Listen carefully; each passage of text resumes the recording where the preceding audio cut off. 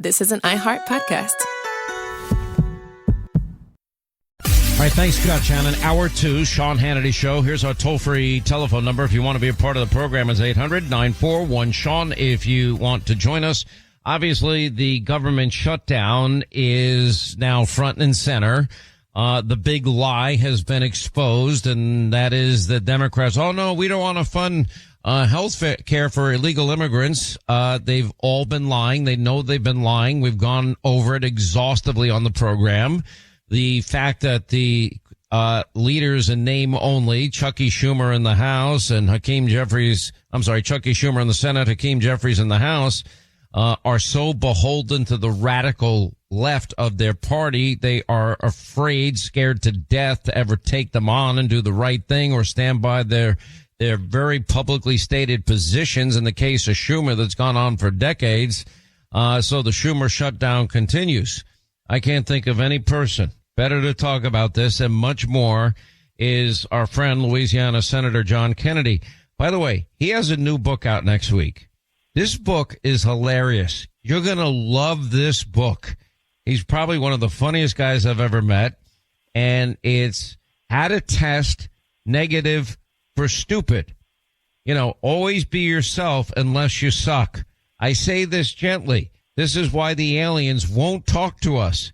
If you trust government, you obviously failed history class. I believe that our country was founded by geniuses, but it's being run by idiots.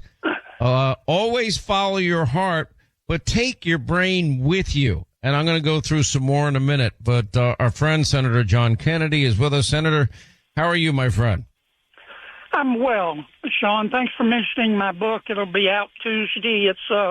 It's not a policy book per se. It's a story book. And I talk about policy through the stories. Many of them are funny. Some are bizarre. And all of them are true.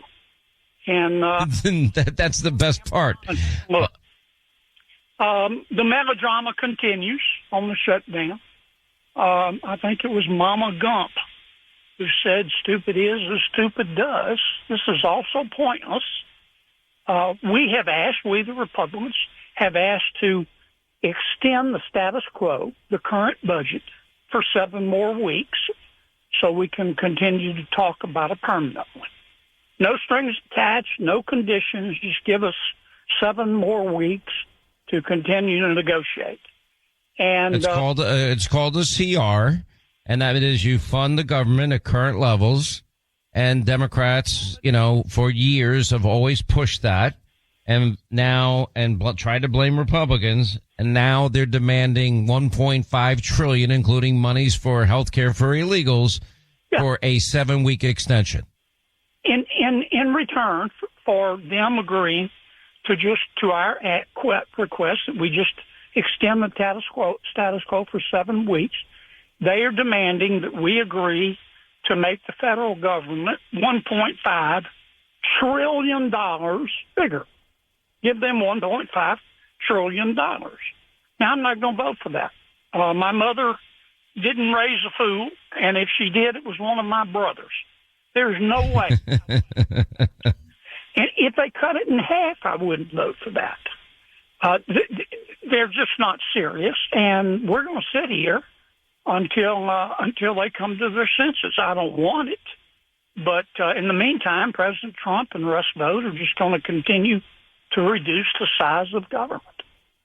Senator, I could play every prominent Democrat, but more importantly, the person I can play the most over the years, speaking out so passionately against government shutdowns is the minority leader from New York, Chucky Schumer.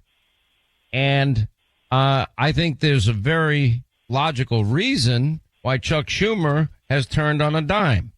I think Chuck Schumer sees that his political grip on power is evaporating. And if he doesn't give in to this radical wing of his party, your friend AOC and others, that he is going to be out. And he's likely going to be out as leader of the Democrats anyway. But if she runs against him, she's going to clobber him in New York. Well, some shutdowns are policy-based. This is not one of them. This is based on politics. The Loon wing, the Bolshevik wing, the Hamas wing, the socialist wing, whatever you want to call it, of the Republican Party, is in ascendancy. They're now in charge. Senator Schumer, wants them to love him, or at least like him.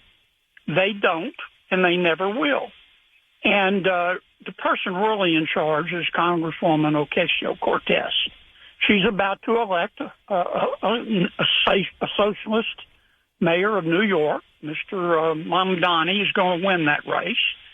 And her wing of the party is clearly calling the shots. And all Chuck's doing is trying to make them love him. And they will never love him unless he just does everything they want.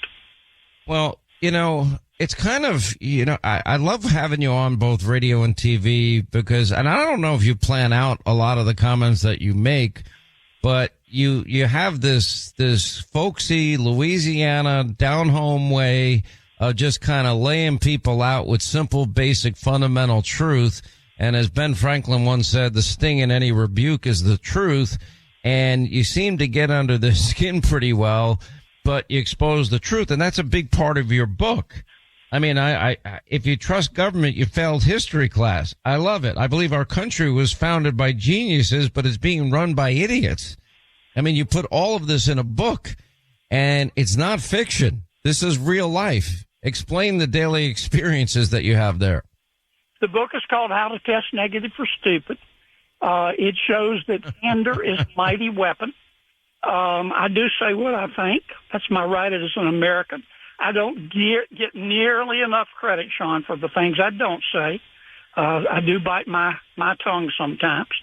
But I hope if you want to know what the Senate is really like on the inside, if you want to know what President Trump is really like to work with, President Biden, Chuck Grassley, Bernie Sanders, President Xi. I talk about my meeting with President Xi in China.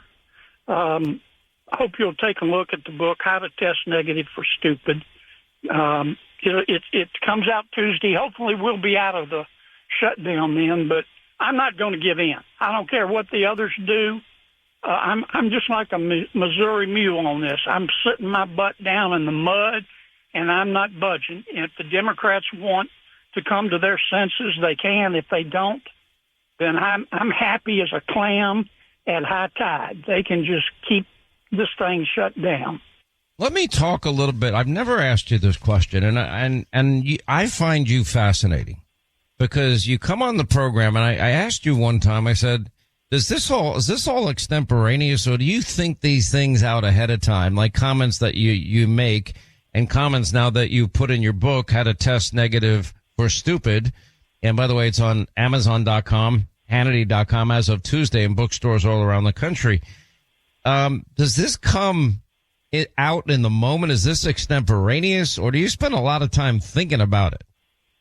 5 minutes before an interview, I stop and I really start thinking about how I'm going to answer the questions, whatever they might be.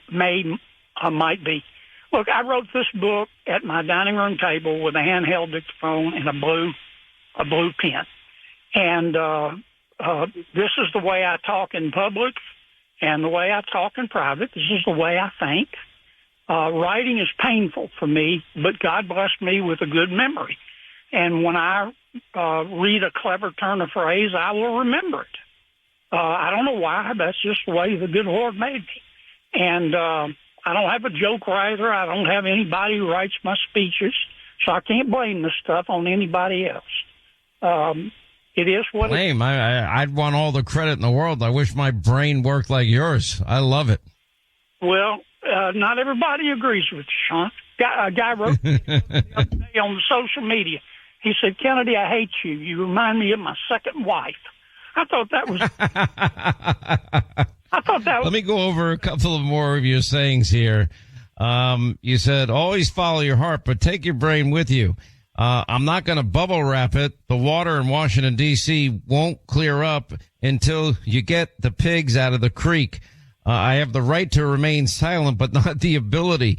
Common sense is illegal in Washington, D.C. I know. I've seen it firsthand. I'll give one more. I believe that we're going to have, we're going to get some new conspiracy theories. All the old ones have turned out to be true. Wow. Very funny.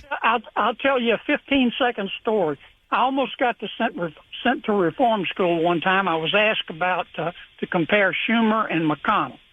And I said, here's what you need to know. They have a lot in common. Each is smart, each is tenacious, and each could probably lose his place during sex. To reform school for that one. This is what makes you special and unique.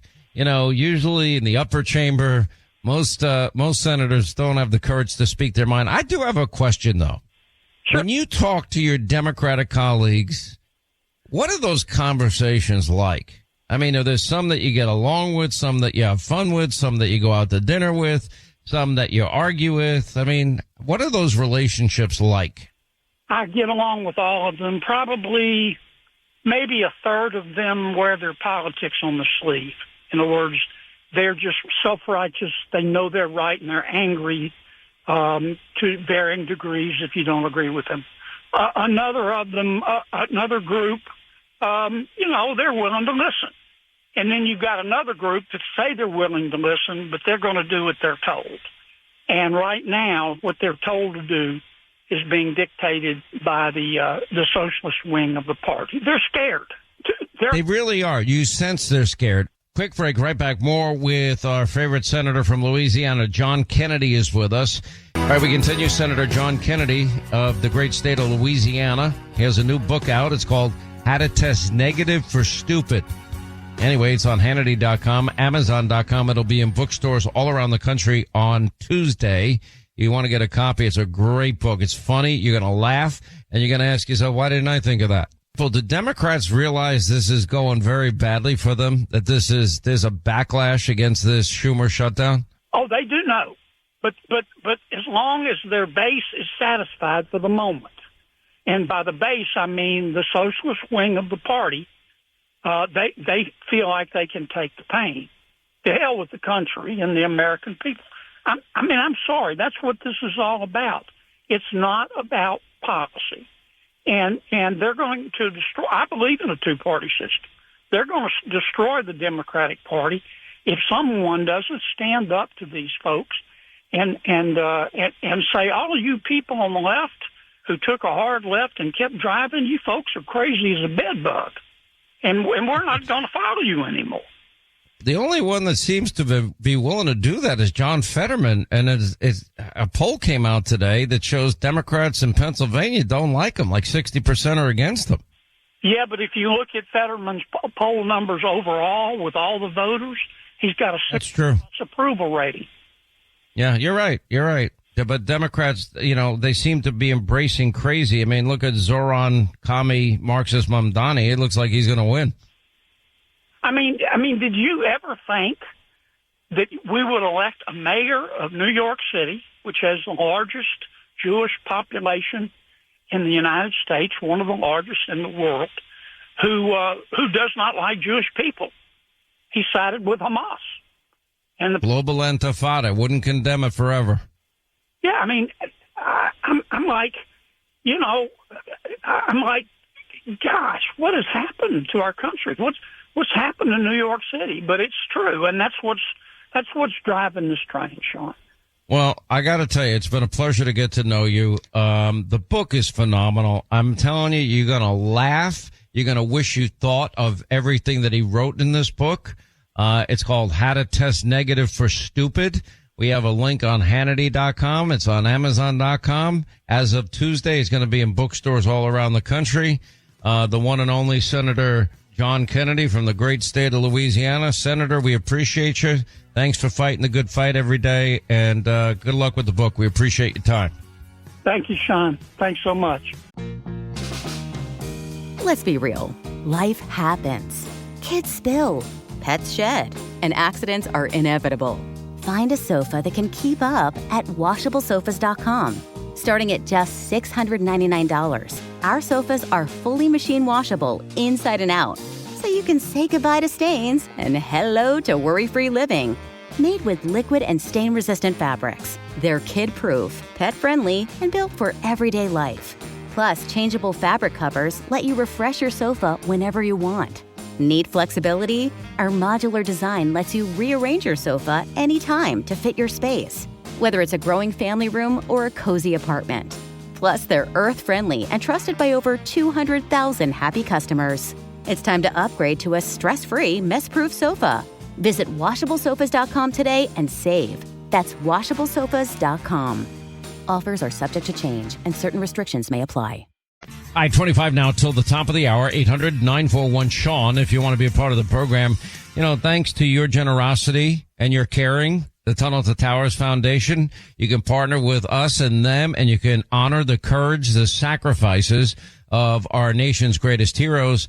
That means heroes like United States Army Lieutenant Colonel Christy Rabitz. Now, Christy served our country with unwavering dedication. She did so for 20 years as a combat nurse. She provided life-saving care to wounded soldiers, including serving at Walter Reed National Military Medical Center during the height of the global war on terrorism. Now, Christy is also a devoted wife, mother, mentor, whose life was rooted in compassion, integrity, helping others. After 6 years of courageously battling service-related cancer, sadly, Christy's life was tragically cut short. She leaves behind her husband, their 2 children, and because of your generosity and your caring, Tunnel to Towers honored Christy's service and her sacrifice by paying off the mortgage on the family home. And we can all help more families like the Christys. If everyone commits to $11 a month, this great work continues, and there's so many people that are in need. You know, please go to their website, the letter T, the number 2, the letter T.org, the letter T, the number 2, the letter T.org for the Tunnel to Towers Foundation. All right, let's get to our busy telephones, shall we? Let's say hi to Karen, is in Nashville, Tennessee, Music City. What's up, Karen? How are you? Hello, Sean. I'm doing well. Second generation listener here and a Tennessee conservative, and was hoping you could clarify some things for me regarding the healthcare marketplace and some concerns I have. You bet. I'm glad to. I love our friends in that. Nashville's a cool city. Do you go to Music Row much or no? Well, it's a crazy place down there, and I think the locals find themselves down there more often when visitors are in town, right? Yeah, because you got to take, when your friends come, let's go to Music Row. Let's go to Music Row. It's sort of like if you live in Orlando. Let's go to Disney. You want to shoot yourself. Exactly. And Nashville's such a great place. It's a killer town. We've got so much going on here that, Broadway's just a part of it. So for us locals, there's a lot of other good things to do and see. So, just a percentage of the good stuff. Well, I love it in Nashville. I lived 90 miles south of you in Huntsville, Alabama. Actually, it was Athens, Alabama, just down Highway 65, and used to go up to Nashville, Gaylord, all the time. I actually once even got to host the Grand Ole Opry. How cool is that? Oh, wonderful. Yeah, I've heard you in your show mentioning that in the past. Of course, Huntsville is quite a city now, up and coming now as well, especially with the NASA stuff, more stuff heading there and whatnot. But, yeah, you definitely were here at a different day and age, but to have that opportunity is a wonderful thing. So kudos to you on that. Well, thank you. So what's on your mind today, this Friday? Yeah, so bear with me if I'm kind of ignorant on this. My time to take in information and discern what's going on in the world is usually in rush hour traffic, listening to talk radio, coming back and forth to work. So if I misrepresent the information, you will certainly not offend my sensibilities clarifying some things for me. But I just want to... I don't mind. By the way, I want to add one thing. There was a great friend of mine who was a talk show host, Phil Valentine, who I miss dearly. And I do stay in touch with his brother and get updates on his family. He was a great guy. I don't know if you remember Phil. I remember him well, and that was quite a tragedy, but yes, I do. Anyway, I didn't mean to interrupt. Go ahead. No worries. So briefly, I know you've got plenty of other callers. My scenario is 2020, I had a business of 20 years. Unfortunately, I had to make the tough decision to close the door, sold off what I could, and moved on to bigger, better things in my life. And at that time, I found myself without health insurance for myself and my 2 children, single parent. So I found myself on the marketplace and not knowing what was what. I just put my head down and eke through it. And it turned out to be, I hate to say it, a good experience. I saved considerable amount of money on what I was accustomed to paying monthly, and I loved the leverage I had at getting onto what I thought seemed like a simple platform in my collective experience to get on there and identify, what plans are best suited to my children, what our needs are, so we can refine, what I'm shopping for and ultimately get the best health insurance or health care for my children at the best cost. And it felt like I had a little leverage over health insurance that I don't normally have, a mother experienced through business vicariously or through an employer. So got on then and understood how the program was intended to work. And until I kind of got on my feet and moved forward, I had tax credits. And then as my salary would increase, respectfully, those tax credits would decrease, which certainly sounds more than fair. And then ultimately, you can phase out of that. So as time has gone by, I was blessed to get a job with a previous customer of mine and have been with them for 4 years now. And as my salary has grown, I've seen the corresponding tax credits decrease, which is great. All good on board with that. And then now I'm kind of on the cusp where I really necessarily, like this last year, I actually contributed more above and beyond my tax and sent more monies in for the disparity and making up tax credits because my earnings were increased. So my findings so far have been wonderful. The business I'm with, the small business I'm with, I guess that's an important thing to signify. Small business, as we all know, it's much more difficult to acquire, price breaks, at a smaller company as a larger company. But for me and my children, if I went through vicariously through the company, my cost was, significant, almost 80% higher. So if the health place marketplace goes away, obviously I have some severe concerns. I've tried to educate myself a little bit lately on this and reading what I could, and I saw that people that are making the income I'm making on the platform, if this goes away, our policies will go up about 104%, it says, are equivalent of around $11,500 a year. So, as a single parent, that's concerning, right? So, what's frustrating to me, because you're describing a dilemma that many, many people listening to us right now are going through. And like you, I went through a long period in my early adult life. I didn't have health insurance. I couldn't afford health insurance. It was not a priority in my life. There are so many new, innovative, creative ways that people can get covered and do it way more cheaply. Like we have our friend Dr. Josh Humber, Atlas MD. It's now national. And, and that's a healthcare cooperative. And when he started this in Wichita, you paid $50 a month, unlimited appointments with doctors. They took care of everything except major issues like, cancer, heart attack, stroke, things like that. Although they would start, if you went into the office, they would offer emergency care immediately. Unlimited visits, $50 for an adult, $10 for a kid per month. That's how they started. And then you'd leave. He would negotiate with pharmaceutical companies and you'd pay 95% less than others. And it was just brilliant. Now he incorporates telemedicine in this. So you have healthcare cooperatives, you have telemedicine. Then if you have a plan like that takes care of your day-to-day needs, where, they'll do stitches, they'll take care of broken arms, you get x-rays if you need it, whatever it is. And then you get a catastrophic plan, which is relatively inexpensive. The higher the deductible, the better. For the God forbid moment, cancer, heart attack, stroke, bad accident. That is relatively inexpensive. Relatively. I'm not saying anything's cheap today. But you could do so much better. There are so many better ways, innovative ways, and we're not using technology yet to innovate our healthcare system and save a fortune. And it sounds like you did that on your own before it was fashionable. Good for you. Well, I appreciate you saying that, and I appreciate you, referencing some other ways that possibly some other pursuits or avenues of address I can take. I think that's one thing, when you're working 50, 60-hour weeks and, life, we all have busy days, right? So I think it was the attraction probably of the convenience of it for me. It was all in one user-friendly place. I wasn't having to do the legwork and track this information down and find it. Not opposed to it at all. And I'm not saying after this conversation, it's not going to be something I think I am interested in. I certainly will seek the alternatives and see what is best for my children and I. The one thing I did want to ask you, though, that's twofold question, and I'll get out of your hair. I appreciate your time.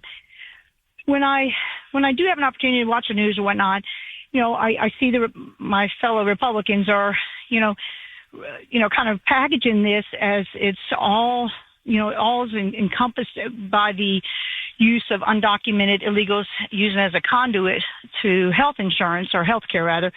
And I now understand it really is more pertaining to that one line item where the Medicaid benefit, reimburses hospitals for emergency visits. And I totally agree with the Republicans on our use of taxpayer money. I do not agree it should go to illegal, undocumented illegals. So I'm not proposing that at all. But what frustrates me is our inability to effectively work together so that we don't dismantle a program that was serving 24 million Americans, from what I understand, somewhat effectively. It's kind of like cutting your nose off to spite your face, so that we can eliminate illegal use of this. I would think as sophisticated as we are today, that we could develop some type of platform that eliminates that type of, illegal use of the platform. If it is just even this Medicare, do you think they'll be able to isolate the Medicare aspect of it from the rest and possibly keep what we have moving forward, or maybe take it and improve upon it and take it as our own and put our own stamp of approval on it? Look, I think that we're going to work through this, but the one thing we cannot afford is what the Democrats are demanding here. I mean, they're trying to hold the country hostage to give people that didn't respect our laws, borders, and sovereignty access to taxpayer-funded health care. We can't afford it. I mean, I'd like to be able to pay for health care for the whole world, but we can't. Everybody has a responsibility in this, and the fact that they are willing to push it this far is pretty amazing because, again, it's another 80-20, 90-10 issue. Anyway, I got to run, Karen. Appreciate you calling Nashville. God bless you. And 800-941-SEAN is our number if you want to be a part of the program. All right, let's get back to our busy phones. 800-941-SEAN, our number. We check out the great Commonwealth of Pennsylvania, and Steve is there. Steve, I need to warn you. Linda is a neighbor of yours. You just don't know it. Be careful. If you go to school board meetings, she may show up. I appreciate that. It's a real privilege to speak with you, Sean, and appreciate you giving me the opportunity. What's going on? It's my pleasure. I'm calling is regard to the accountability of the Iowa School Board. I'm a general contractor, and we do a lot of work in schools all the time. And the state law here in PA requires that we submit 3 separate background checks to be approved by the school prior to us stepping foot on the school grounds. It's a state police criminal background check, a child abuse background check, and a federal background check, which includes requiring fingerprinting.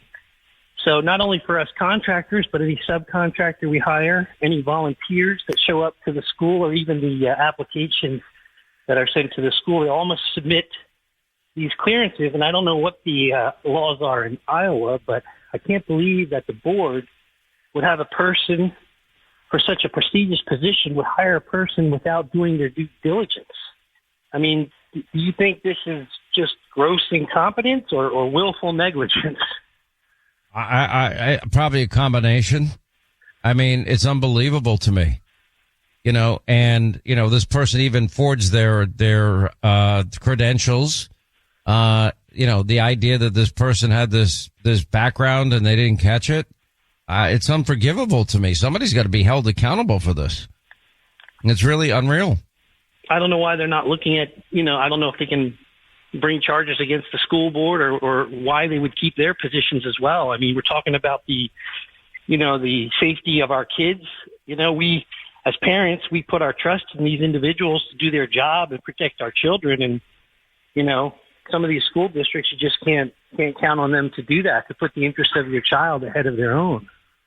It's pretty remarkable. Just like, the idea that you have so many state governments, Tim Walz and California, gender affirming care without parental consent. What, they think they know better than we parents? They don't believe in parental rights. They think they're smarter than us.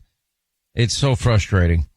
But I can tell you that, as a parent, you got to be involved in every aspect of your kid's life. You got to pay attention. I probably didn't pay as much attention as I should have when my kids were younger.